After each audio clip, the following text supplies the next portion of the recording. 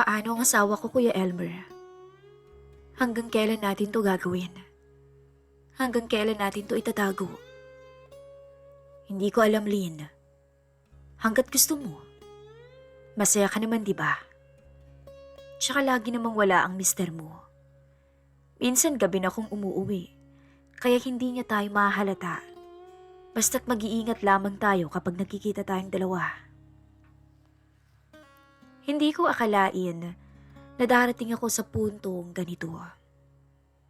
Ako kasi yung tipo ng babae na kontento na sa simpleng buhay. Hindi ako mahilig sa mga material na bagay. Pero hindi ko akalain na ang simpleng babae na tulad ko ay makakagawa po ng isang kasalanan na araw-araw at gabi-gabing pinagsisisihan ko. Kung bakit ba naman kasi sa dami ng lalaki, bakit kay Elmer pa na pinsan ng asawa ko ako nagkaroon ng affair? Bago po ang lahat, isang mapagpalang araw po muna sa inyong lahat. Ako nga po pala si Marilyn. Lynn na lang po for short. 33 years old. May asawa ako na si Joel. 35 ang edad. Isang masipag, mapagmahal, tapat na asawa. 10 taon na rin kaming kasal ng aking mister. At sa loob ng isang dekada na iyon, ay wala kaming naging problema. Namamasada siya ng tricycle mula umaga hanggang halos gabi na nga kung minsan. 3 ang anak namin. At sa totoo lang, wala naman akong reklamo sa buhay dati. Pero nagbago ang lahat nung dumating si Kuya Elmer. Ang pinsan niya, isang magsasaka sa probinsya nila sa Ilocos. Matagal na siyang hindi napapadpad dito sa amin sa Nueva Ecija. Pero nung mamatay ang nanay niya, nagpasya siyang dito muna makituloy habang inaayos ang lupa nilang pamana. 1 buwan lang ako dito, Lynn. Ayos lang ba kung makikituloy muna ako sa inyo? Sabi ni Kuya Elmer, isang gabi habang kumakain kami. Dito na muna si Insan habang wala pa siyang lilipatan. Ayos lang naman, mahal, di ba? Tumango lang ako. Wala naman akong magagawa. Masyado rin namang mabait si Joel para tumanggi sa mga kamag-anak niya. Hindi ko talaga alam kung anong meron kay Kuya Elmer. Kung bakit sa dinami-dami naman ng lalaki sa mundo, bakit sa kanya pa, na tinuturing na kapatid ng asawa ko, sa kanya pa ako bumigay. Matangkad siya, pero sunog ang balat dahil sa araw. Halatang batak sa sakahan. May edad na rin, halos 45 na siguro, pero maganda pa rin ang pangangatawan. Yung tipo ng lalaki na hindi naman gwapo, pero may dating. Tahimik lang, pero matalim o malalim kung tumingin. Matandang binata ito. At doon na nga nagsimula ang gulo. Noong mga sumunod na linggo, lagi lang siyang nasa bukid. Naglilinis ng lupa, nag-aalaga ng tanim. Minsan, tinutulungan ko siyang magdala ng tubig o pagkain sa kubo na nasa gitna ng palayan. Doon kasi ang pahingahan niya. Pag-aari ng nanay niya ang lupa na yun. Nabalak na rin yata nilang ibenta. Habang nagkakausap kami, doon ko unang naramdaman na iba ang mga tinginan niya sa akin. Salamat, Lina. Ikaw na talaga. Bukod sa mabait na maganda pa. Napakaswerte rin talaga sa'yo ni Insang Joel. Sabi niya habang inaabot ko ang tubig sa kanya. Napangiti lang ako. Salamat. Bisita ka dito kaya dapat ka rin namin asikasuhin. Napakaganda mo pa rin. Huling kita ko sa'yo ay magnobyo at magnobya pa lang kayo. Pero ngayon kahit nagkaanak ka na napanatili mong sexy pa rin ang katawan mo. Alam kong binobola niya lamang ako, Miss Love. Hindi naman kasi ako yung tipong maganda talaga. Sadyang sexy lang talaga ako dahil hindi naman ako tabain. Idagdag pa ang mga bagay na alam kong kinababaliwan din ng mga kalalakihan. Maputi din akong babae. Matagal siyang tumitig sa akin. Yung tingin na parang may kakaiba. At alam ko nung mga oras na yun, Miss Love, ay may namumuong tensyon na sa pagitan naming dalawa. Lumipas pa ho ang mga araw. Hindi ko alam kung anong sumapi sa akin. Pero isang hapon, habang nasa pasada ang asawa ko, tinext ako ni Kuya Elmer. Lynn, andito ako sa kubo. Baka gusto mong magmerienda muna. Habang binabasa ko yun, alam ko sa sarili ko na dapat hindi ako pumunta. Dapat hindi ako mag-reply. Pero yung mga paa ko, kusa na lamang naglakad papunta sa bukid. At doon nagsimula ang kasalanan. Mabuti na nga lamang at nasa eskwelahan ng mga bata nung araw na iyon. Pagdating ko sa kubo, nakaupo siya sa may bangko. Pawisan. Kita ang batak niyang katawan. Umakyat ako, dala ang kakanin na kunwari ibibigay ko lang. Tamang-tama, nagugutom na ako, sabi niya. Pero hindi pagkain ang tinutukoy niya. Alam ko yun, Miss Love. Kitang-kita ko sa kanyang mga mata. Uuwi rin ako kaagad, sabi ko habang dinalagay o inilalapag yung daladala ko. Pero hinawakan niya yung kamay ko. Wag muna, Lynn. Sandali lang. Gusto lang kitang makakwentuhan. Nakakainip din kasi dito eh. Kinakabahan ako, pero hindi ako kumibo. Tinignan niya ako at sa unang pagkakataon, hindi ako umiwas. Siya nga pala, bakit pumunta ka? Tanong niya habang hawak ang kamay ko. Hindi ko alam. Sagot ko na halos pabulong na. Alam mo, bulong niya habang lumalapit. Alam mo, at pareho nating alam yun. Hindi ko alam kung bakit hindi ko siya tinulak. Baka kasi may parte sa akin na nasasabik. Sabik sa lambing, sa atensyon, o baka sawa na ako sa asawa ko. Gano'n naman kapag ang tukso na ang lumapit. Hindi mo na alam kung tama pa ba ang ginagawa mo.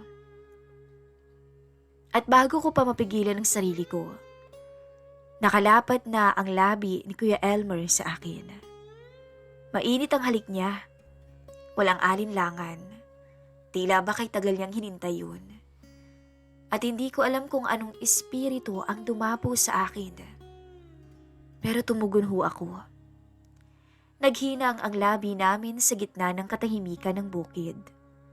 May mga huni ng ibon, hampas ng hangin sa mga dahon. Pero sa pandinig ko, kaming dalawa lang ang naroon. 3:00 pa lang ng hapon ng mga oras na yun. Ngunit tila wala kaming takot na baka may makakita sa amin. Teka, sandali. Malito eh. Bulong ko habang ang mga kamay niya ay dahan-dahang humahaplos sa baywang ko. Si Joel. Si Joel ang asawa ko.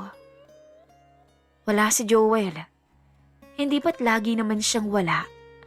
Lagi kang mag-isa. Lagi kang naghihintay.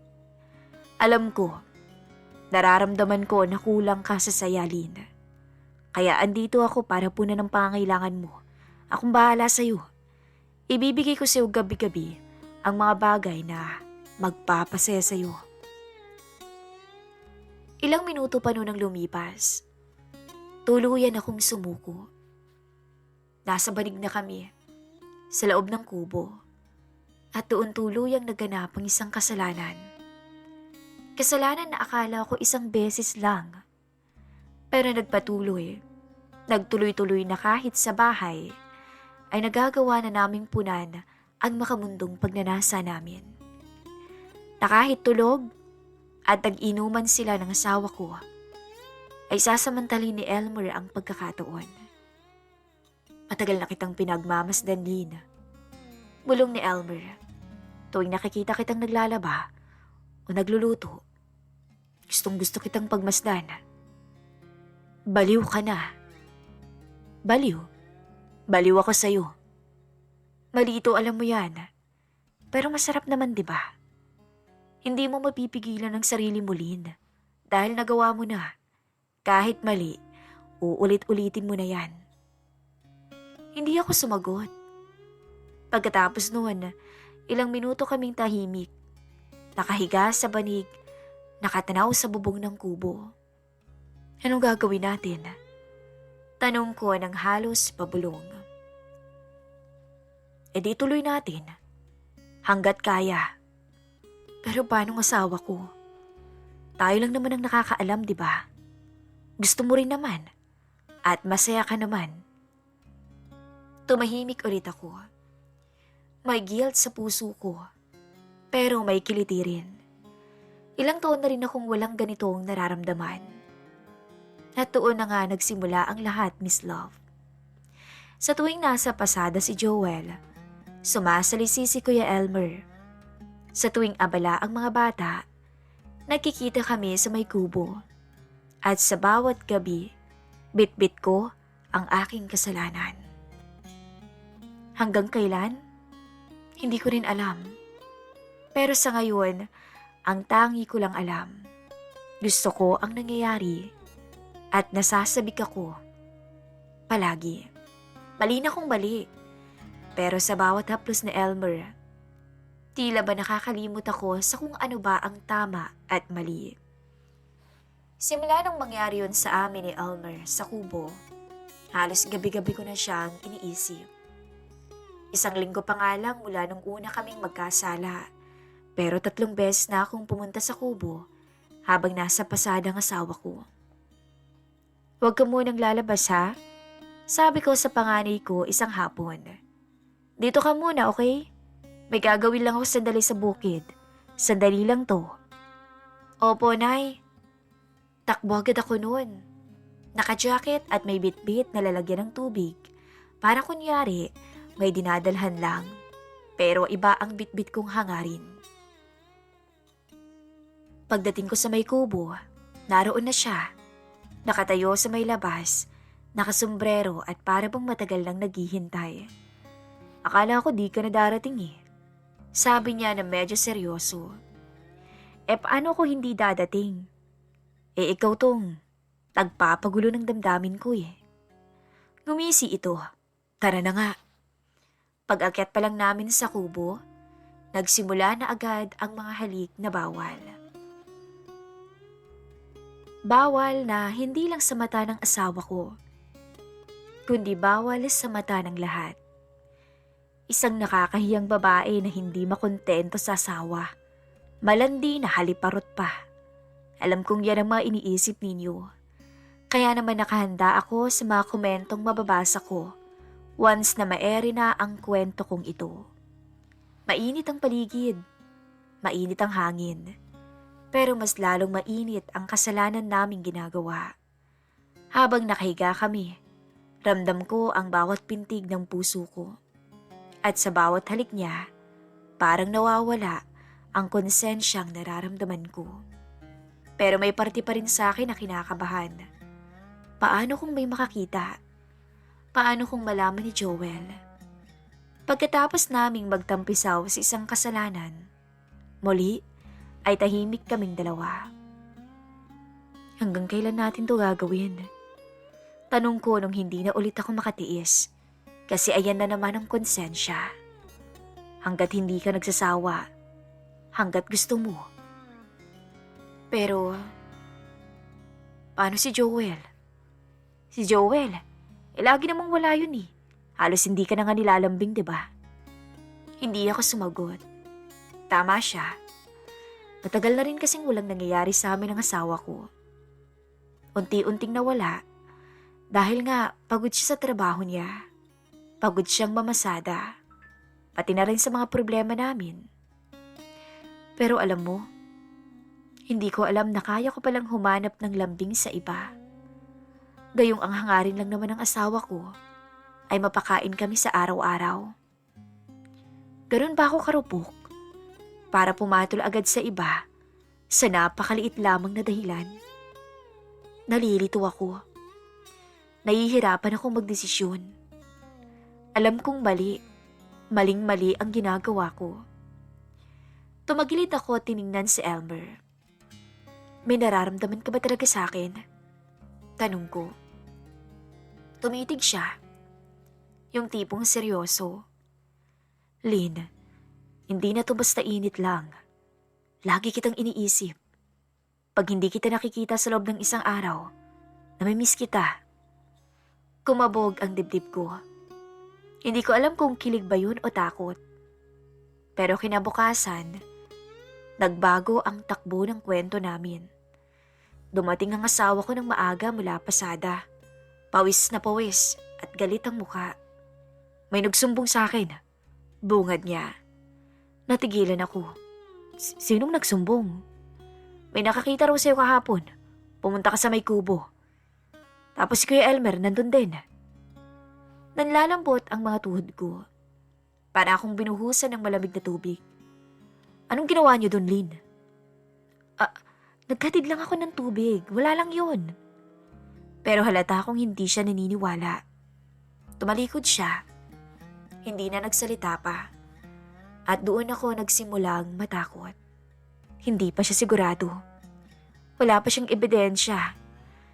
Pero isang maling hakbang pa at mabobo ko na talaga kami. Kinagabihan, hindi ako pinansin ng asawa ko.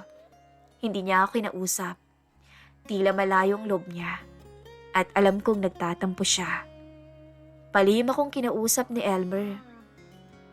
Sinabi niya na, "Huwag ka munang pumunta sa may kubo. Mainit ang mga mata ni Joel. Mukhang may nakakahalata na sa atin." Sumunod ako kay Elmer. Hindi ako tumuloy sa kubo. Hindi na ako pumunta. Pero maghapon akong balisa. Pakiramdam ko, parati akong tinititigan ng mga kapitbahay. Parang may bumubulong sa likod ko. Parang may umaaligid. Kinagabihan, kinausap ulit ako ni Elmer sa likod ng bahay habang natutulog ang mga bata at wala pa ang mister ko. "Lynn, aalis na ako." Nagulat ako. "Ano? Bakit?" Pakiramdam ko, malapit na tayong mabisto. Alam mong ayoko namang masira ang pamilya mo. Mas lalo kang mapapahamak at ayokong mangyari yon. Hindi ko alam kung anong mararamdaman ko. Lungkot, takot o relief. Pero Elmer, paano naman ako? Bulong ko habang naluluha. Hinalikan niya ako sa may noo. "Mahal kita, Lina. Pero baka ito na yung tamang paraan. Tamang gawin. Alam naman natin na sa umpisa pa lang, mali na to." Tumalikod siya. At sa bawat hakbang niya papalayo, ay parang pinipiga ang puso ko. Kinabukasan nun, Miss Love, wala na siya. Nagsabi raw siya kay Joel na kailangan na raw niyang bumalik sa probinsya niya. Walang sinabi si Joel sa akin. Tahimik lang siyang kumain. Pero nang tingnan ko siya, nakatitig to sa akin. Matagal, malalim, na para bang alam niya ang buong kasalanan ko. Araw-araw mula nung umalis si Elmer, parang bang may kulang na sa paligid ko. Parang tahimik, pero may ingay sa loob ng dibdib ko. Minsan habang naglalaba ko, naiisip ko pa rin yung mahalik niya. Baliw na akong baliw, pero namimiss ko siya. Pero kasabay nun ang kaba. Ang mister ko kasi, hindi na siya gaya ng dati. Wala man siyang sinasabi, pero alam kong may iniisip siya. Hindi na siya madaldal. Wala na ang mga kwento niya tungkol sa pagpapasada niya.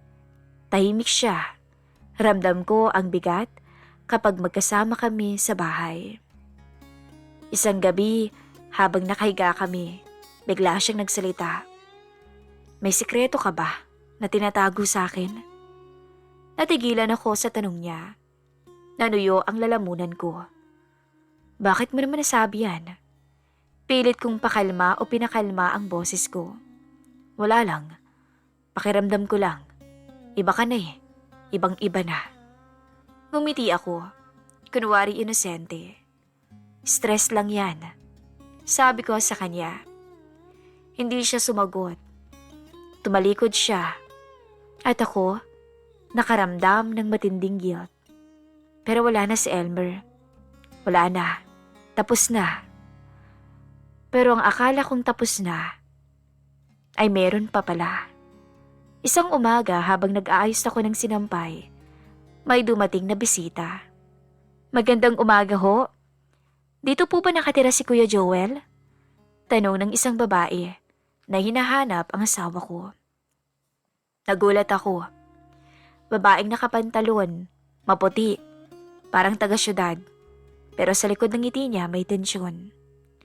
Andyan sa loob. Sino ho sila? Ako po si May. Kaibigan ni Elmer. Nabalitaan ko dito siya tumuloy. Parang napakong pa ako sa lupa. Kaibigan? Wala naman siya nabanggit na may kaibigan siyang ganito. Lumapit si Joel. Nagulat ang mukha niya. May? Kuya Joel! Nilapitan siya ng babae at bigla siyang niyakap. Halos mabitawan ko nga yung sinampay. Siya si May. Ang dating kasintahan daw ni Elmer. Bigla akong nakaramdam ng inis. Habang nagkakape kami, hindi ko maiwasang mapansin ang mga sulyap ni May sa akin. Para bang may gusto siyang sabihin. Kinagabihan, habang nagluluto ako, lumapit to sa akin. Pwede ba tayo mag-usap ng masinsinan, Lynn? Bakit? May problema ba? Tanong ko. Wala naman. Gusto lang kitang tanungin. Kumusta kayo ni Elmer? Halos mabitawan ko yung kutsarang hawak ko. Ha? Bakit mo naman naitanong? Tinatanong ko lang. Kasi nung huli kaming magkausap na dalawa, binanggit niyang may babae raw siyang gusto. Pero may asawa na. Hindi ako makagalaw. Hindi nakaimik. At sabi niya, hindi raw niya kayang sirain yung buhay noon, kaya umalis siya. Tiningnan niya ako ng diretso sa mata. Ikaw ba yun, Lynn? Hindi. Hindi, no? Mabilis kong sagot. Pero halata kong hindi siya naniwala. Tumango lang siya. Alam mo, may pakiramdam ako. At minsan, hindi nagkakamali ang babae sa pakiramdam. Tumalikod siya at iniwan na ako. Kinabukasan, may natanggap kaming text mula sa unknown number. Si May pala. Nagsusumbong. Sinabi niya sa text na mag-ingat raw ang asawa ko dahil hindi lahat ng ngiti ay totoo. Mabilis kong dinilit yun. Hindi ko nga alam kung kanino ba talaga galing yun. Pero isang bagay ang sigurado ko. May taong nakakaalam ng sikreto ko at unti-unti na yung nabubunyag. Isang hapon nun, pauwi ako galing palengke. Nadaanan ko si May na may kausap sa may kanto. Isang lalaki, si Rico, kumpare ng asawa ko.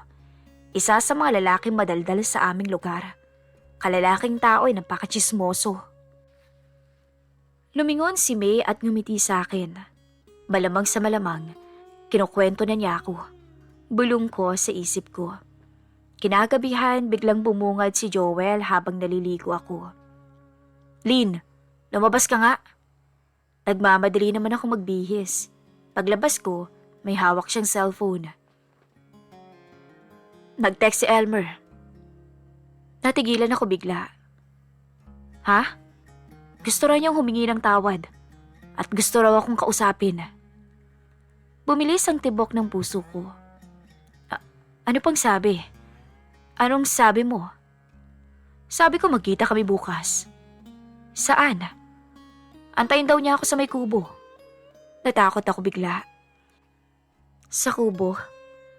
Kung saan nagsimula ang lahat. Hindi ako makatulog. Natatakot ako. Kinakabahan at nagsisisi. Kinabukasan, Maaga ang asawa kong umalis.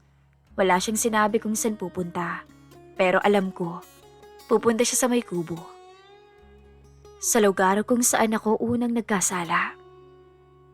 Pagkalipas lang ng ilang minuto, hindi na ako mapakali. Kaya sinundan ko siya. Pagdating ko sa may bandang likod ng kubo, dahan-dahan akong lumapit.